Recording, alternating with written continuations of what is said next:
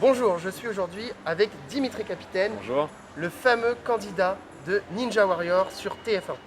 Dimitri, je voudrais savoir comment s'est passé ton casting et quelles sont les différentes étapes. Alors, tout d'abord, ça a commencé en fait dans une salle Ninja Warrior, donc à Blast, à Pantin. Donc les gars viennent et ils passent un casting directement là-bas. Donc en gros, tout simplement, on arrive, ils ont créé un parcours et on s'attelle, on s'y met. Et à la fin du parcours, ils me disent bon bah tiens c'est bien, t'as tout réussi, passe une légère interview. En haut, ils ont tout prévu, caméra, tout ça. Et à la suite de ça, ils te demandent d'aller remplir tout un questionnaire, des fiches, tout ça sur Internet. Donc ça, il faut regarder sur tf1.fr. Et de là, bah voilà, tu remplis toute une fiche qui est quand même assez longue. Ils demandent beaucoup d'informations sur toi. Donc là, il faut donner pas mal d'infos. Et de là, ils te recontactent. Pour ma part, de mémoire, ils en ont sélectionné environ 3, je dirais 3 sur les 15 où on était, même 2, non 2 sur les 15.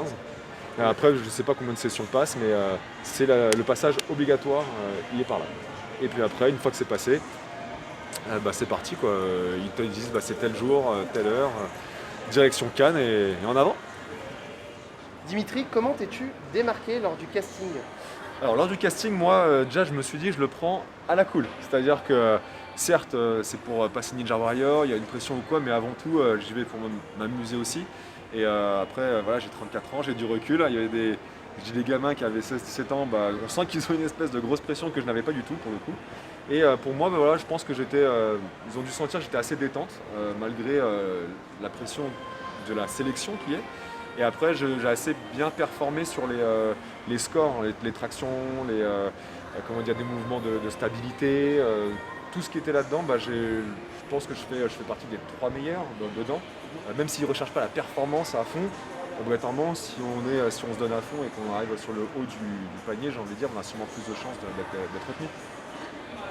Voilà. Quand je sais que je suis sélectionné, c'est fin février. Et en mars, premier confinement qui arrive avec le Covid. Donc là, on m'appelle pour me dire qu'en fait l'émission est soit annulée, soit reportée, enfin en tout cas statu quo. Moi, ce que j'ai fait, c'est que pendant le confinement, pour garder la forme, déjà je faisais un hit tous les jours en live, qui a d'ailleurs été très bien suivi et je suis très content, ça a donné une très bonne dynamique. Et moi, ça m'a permis surtout de maintenir un rythme régulier pendant tout le confinement. Pour les non-sportifs, est-ce que tu peux expliquer un petit peu ce qu'est un hit? Ouais, alors pour un HIIT, c'est l'abréviation de High Intensity Interval Training, donc un entraînement à haute intensité et fractionné. Donc c'est un enchaînement de 4, 5, 6 exercices qu'on va faire sur quelques secondes, mais on va vraiment se donner à fond. Et l'ensemble va durer environ 20-25 minutes. Ça met un gros coup de boost et surtout ça permet d'avoir une activité chez soi dans quelques mètres carrés. Sans avoir besoin de se dépenser à fond en fait, et d'avoir des réels effets bénéfiques. Alors en termes de motivation, c'est clair que Ninja Warrior pour moi c'est un nouveau challenge. Donc qui dit nouveau challenge, on sort sa zone de confort. Ça veut tout dire. Sortir sa zone de confort, pardon, c'est qu'il faut se donner autrement, il faut chercher d'autres objectifs. C'est une pression parce que je m'imaginais déjà arriver sur la scène avec le 3-2-1, go, c'est parti. Et cette pression-là, je sais qu'il va falloir la gérer. Donc voilà, nouveau challenge. Et là où les choses que j'ai le plus redoutées, c'était avant de commencer de me dire, faut surtout pas que je tombe sur le premier atelier dans la piscine.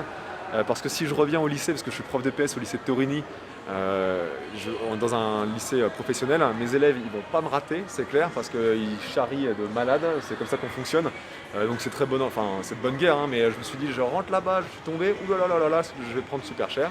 Et pareil, les gens avec qui je m'entraînais au parc du street workout à Meaux par exemple, à Tosier, où j'arrive et ils vont me dire ah t'es tombé au premier, voilà, enfin c'est une question de petite honte quoi, donc pas envie de tomber là, envie d'arriver quand même plus loin que le premier atelier, premier obstacle. On aurait redouté la rencontre avec Iris, qui est quand même Miss Univers. Ouais, alors Iris, effectivement, c'est une très belle femme, mais dans Ninja Warrior, mon cerveau est complètement broyé par par l'aventure en fait. Et donc c'est-à-dire que Iris, je me souviens qu'à un moment donné, moi, j'étais en train de regarder un concurrent qui passait, et je me suis dit. Elle était en train de me parler, mais je regardais clairement ce qui se passait et je n'étais pas en train de calculer réellement ce qu'elle me disait parce que je suis happé par le jeu, par la compétition et par le vouloir bien faire. Donc quand tu es là à côté de toi, pour ma part, je n'ai pas vraiment calculé plus que ça. Bon, la prochaine fois que tu iras Ninja Warrior, je viendrai avec toi, je calculerai Iris, il n'y a pas de souci. Thank you. Donc du coup Dimitri, quel est le retour de tes proches suite à ton passage dans l'émission Ninja Warrior? Alors un retour super positif quand je reviens ici sur Meaux, parce que c'est vrai que je suis vraiment du coin, avec ma mère qui a été prof à l'ANI, mon père prof à Esbly, et puis même président du club de volley ici à Meaux. Donc ça veut dire que revenir ici et revoir tous les gens d'ici qui m'ont dit «Ah Dimitri, c'est trop cool que tu aies fait ça», je sens que ça a créé une belle énergie positive. Les gens étaient contents de connaître quelqu'un qui est passé sur Ninja Warrior sans faire la star, hein, loin de là. Mais c'est vrai que c'est hyper plaisant d'avoir cette reconnaissance ici, là où j'ai grandi en fait, où j'ai passé ma scolarité au collège de Fro, au lycée Coubertin à Meaux, même des enseignants qui m'ont envoyé, que j'ai eu, qui m'ont dit «Ah Dimitri, je t'ai revu à la télé». Ça m'a recréé des connexions avec des amis du lycée. Donc voilà, cette expérience elle est super bonne là-dessus parce que c'est une énergie positive. Si tu devais décrire ton expérience donc, de Ninja Warrior en un seul mot, ce serait lequel? Excitant de fou, parce que pour la petite histoire, le soir où je suis qualifié, je vais buzzer, je fais deuxième meilleur temps sur les 50 personnes qui passent, malgré le fait que j'ai clairement hyper bien réussi mon truc, parce que mon but c'est de pouvoir buzzer, l'excitation que ça génère de passer avant, la pression qu'il faut gérer, tout ce monde qui parle, Denis Brognard qui est là, qui est en train de te parler à toi, tu fais ouais, c'est marrant.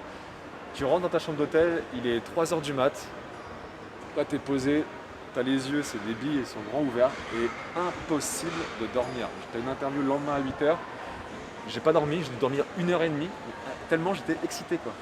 Ton cerveau il refait le parcours 15 fois dans le... Enfin 15 fois, non, 1000 fois dans la nuit, et donc super excitant. As-tu un dernier mot? Ouais, le dernier mot, c'est que s'il me rappelle pour repartir sur Ninja Warrior, je le fais en m'entraînant dans la cheminée et en changeant mes paires de chaussures. Retrouvez toute notre actualité sur Facebook, Instagram, notre site web, mais aussi à la radio, Styx Radio.